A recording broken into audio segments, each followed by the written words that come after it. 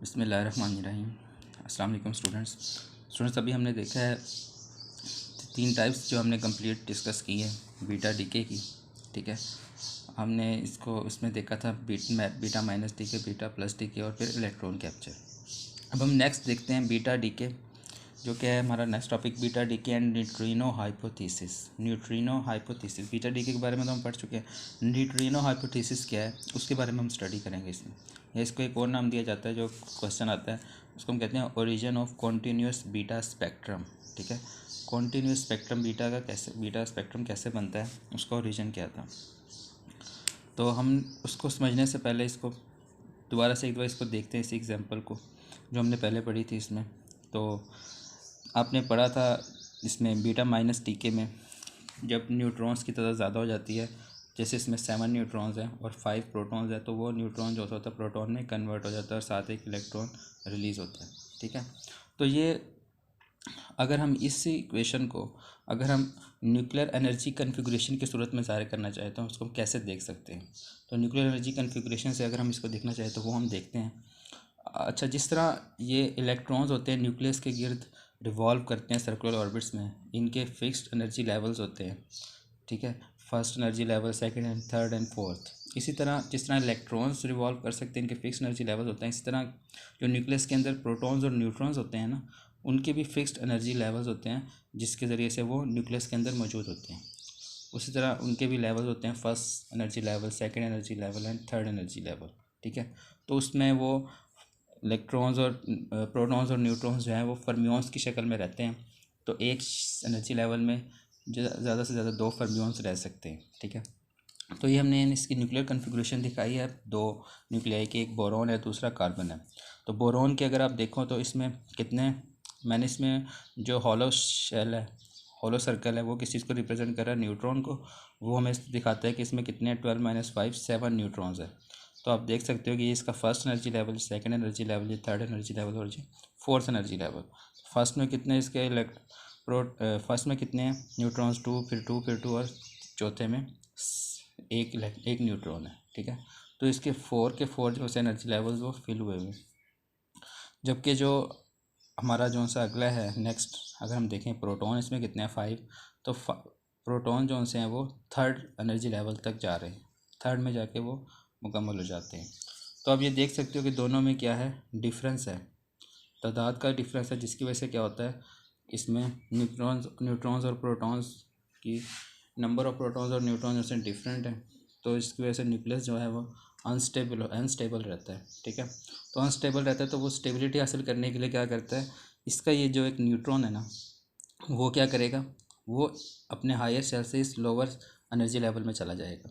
ठीक है, इस एनर्जी लेवल से लोअर एनर्जी लेवल में। तो जब वो हायर से लोअर एनर्जी लेवल में चला जाएगा तो क्या होगा, उसकी प्रोटॉन्स, न्यूट्रॉन जो है वो प्रोटॉन में कन्वर्ट हो जाए, इसके साथ जाके पेयर बना लेगा। तो वो जब इसके साथ जाके जुड़ जाएगा इस थर्ड शेल वाले प्रोटॉन के साथ, तो तब इसके क्या हम देख सकते हैं कि न्यूट्रॉन और प्रोटॉन रेशो इक्वल हो जाती है। ठीक है, तो जब वो neutron to proton ratio equal होती है, न्यूट्रॉन जो है फोर्थ से थर्ड में आ जाता है एनर्जी लेवल में, तो उस टाइम ये क्या है, न्यूक्लियस जो है वो स्टेबल हो जाता है ओवरऑल, और ओवरऑल जो सिस्टम की एनर्जी है वो कम हो जाती है, तो एनर्जी डिक्रीज़ हो जाती है। इस सूरत में काफ़ी एनर्जी इंक्रीज़ की हुई थी, जिसकी वजह से न्यूक्लियस अनस्टेबल था। इस सूरत में क्या है, हम देख सकते हैं कि न्यूक्लियस जो है वो उस टाइम एनर्जी जो सी है उसकी सिस्टम की वो कम हो गई है, जिसकी वजह से उसकी न्यूक्लियस की स्टेबिलिटी में इजाफा हो जाता है। ठीक है, तो उस टाइम ये था बोरॉन, उसमें इसका था मास नंबर 12। तो जब ये कन्वर्ट हुआ प्रोटॉन में, तो इसका मास नंबर सेम रहता है और इसका एटॉमिक नंबर क्या हो जाता है, उस टाइम 6 हो जाता है। तो इस सूरत में हम देख सकते हैं इसका क्या है, ये किसकी इलेक्ट्रॉनिक कन्फिगरेशन है, हमारी न्यूट्रॉन की, उसकी कार्बन की, और ये न्यूक्लियर इलेक्ट्रॉनिक कन्फिगरेशन किसकी होगी, बोरॉन की। तो ये हम कह सकते हैं कि कन्फिगरेशन की सूरत में अगर हम इसको देखना हो तो कैसे हम देख सकते हैं बीटा डीके प्रोसेस को। ये तो हमारा हो गया कन्फिगरेशन को जो हमने कैसे शो करना, कैसे दिखाना। नेक्स्ट हम अब इसको आगे पढ़ते हैं।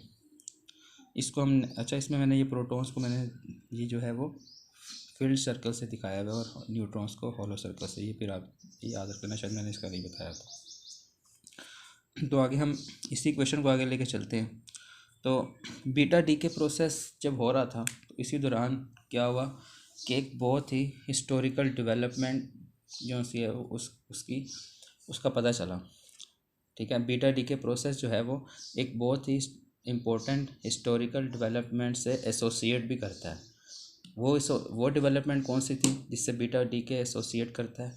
वो थी हमारी न्यूट्रिनो की दरियाफ्त, न्यूट्रिनो पार्टिकल का पता चला था। ठीक है, पहले इस इक्वेशन में आप देखो तो शुरू में हमें पता नहीं होता था, सिर्फ इलेक्ट्रॉन दरियाफ्त हुआ था, जिसकी वजह से हमें पता चलता है कि इलेक्ट्रॉन जो है वो एमिट आउट होता है बीटा डीके में। ठीक है, उस टाइम तक ये नहीं था कि कोई और पार्टिकल है जो इसके साथ एमिट आउट हो रहा है।